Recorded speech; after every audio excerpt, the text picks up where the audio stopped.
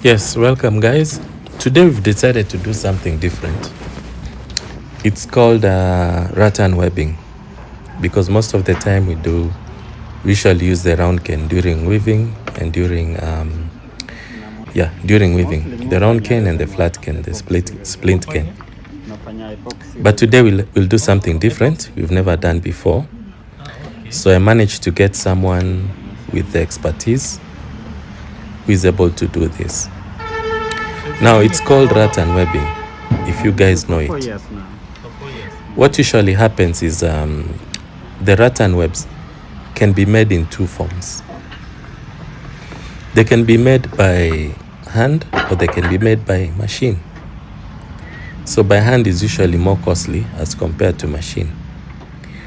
Rattan webbing is one of the oldest skills, edge skills, which was practiced in Egypt. Rattan weaving actually started in Egypt in 1642 BC. So what we are doing right now, we want to make some grooves such that when the grooves are made, the rattan matting is fixed inside. So it is recessed, and then from the grooves there's usually 4mm round cane. That is what we hit on, so that at least the cane can recess permanently. So one of the tools that are used, like what is using right now, is called a palm router. But you can also use the normal router, but this one still serves the purpose. So the bit is usually pointed and sharp, such that at least you are able to sink in something like 5mm of grooves. Thereafter, once that is sunk in, the rattan matting is put on top, and the matting is hit with pieces of we call them pegs, wooden pegs. Thereafter, the 4mm round cane is usually recessed on that. Very, very importantly, for this thing to last, we have to use wood glue once the cane is set inside. So right now, what you're seeing him doing, he's trying to measure the depth of how the rattan cane is going, of how the matting is going to sink in. So you can see, like what he's doing right now, he's trying to sink in holes. Those are the grooves to where the rattan will be recessed. Now, before there used to be an easier method. Before there used to be a much harder process, whereby you make several holes, then you start webbing from the holes.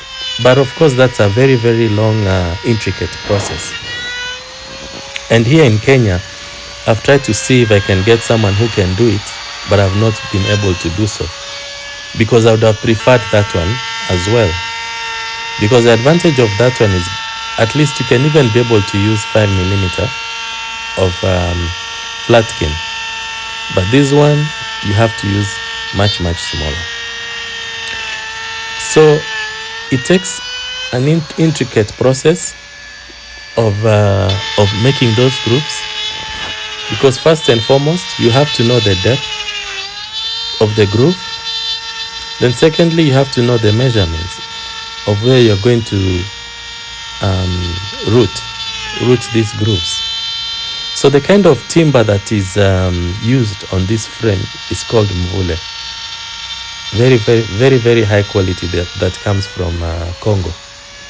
It's also rare, but it's a very, very good piece of hardwood. And it's yellowish in color. But if you varnish, it usually comes up to around yellowish orange in color. So this is a 3-seater bench that you're going to fix those rattan mattings on, measuring 1600mm long with a height of 450 centimeters. So this is how it's being done. So first he's going to do behind, then after behind he's going to do in front, 2 on the sides, and then he's also going to do it at the bottom. So I'm sure when guys are watching this video, they must be wondering what exactly we are doing. We do not want to have it all on one video. What we want to do is at least we have them in 3 different parts.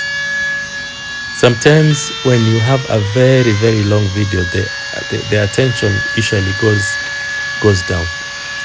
So this is the first part of how we are going to make these grooves, just like the way the guy is doing. So like I said, this is the first project of rattan webbing on wooden frames.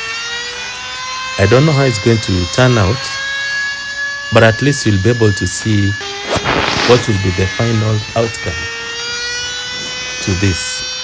So just like you're seeing, he's already doing the grooves. The grooves cannot go, it should not be more than 7 millimeter depth. So it has to be at least maximum 5. So you can also see he's doing it on the side. The side also will have the markings. The markings will be on the right side and the left side, and then behind we'll also have the markings, and then down we'll also have the markings. So he advised me that this kind of chair will consume roughly 3 meters. Yeah, I think roughly 3 meters is going to consume that amount of webbing. So you can see now he's doing the grooves at the bottom. That's why he's going to he's also doing the grooves. And very, very importantly, everything has to be measured, properly measured, so that there are no errors into this. The grooves, all the grooves, they have to be at the same depth, such that there are no bumps. Yeah, there are no bumps. And then you can also see he's using the gauge to help him guide on at least so that at least he can be able to guide him on how straight it should be. So I really like the engagement that I'm getting from you guys. Thank you so much. Today we just hit 12,000 subscribers. I really urge you guys to kindly like and share our content. We are really trying to grow on YouTube such that we can be able to monetize this channel as fast as possible. Thank you so much, and God bless.